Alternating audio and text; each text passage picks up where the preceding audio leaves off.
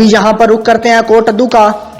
थाना चौक सरवर शहीद डीपीओ मुजफ्फरगढ़ सैयद नदीम अब्बास की हिदायत पर और डीएसपी कोटद्दू इजाज बुखारी की निगरानी में एसएचओ थाना चौक सरवर शहीद असलम खान मुल्गानी और मियां अंसर परवेज एसआई ने जराइम पेशा अफराद के खिलाफ घेरा तंग करते हुए अब्दुल अजीज वालिद मोहम्मद शफी के कब्जा से नाजायज असला बरामद कर लिया। इसी हवाले से तफसीलात जानते हैं कोटद्दू से बाकिर हुसैन की इस रिपोर्ट में। जी बिल्कुल, कोटद्दू थाना चौक सरवर शहीद डीपीओ मुजफ्फरगढ़ सैयद नदीम अब्बास की हिदायत पर डीएसपी कोटद्दू इजाज बुखारी की निगरानी में एसएचओ थाना चौक सरवर शहीद असलम खान मुल्गानी और मियां अंसर परवेज एसआई ने जराइम पेशा अफराद के खिलाफ घेरा तंग करते हुए अब्दुल अजीज वालिद मोहम्मद शफी के कब्जे से नाजायज असला रिपीटर बरामद करके मुकदमा दर्ज करते हुए पाबंद सलासल कर दिया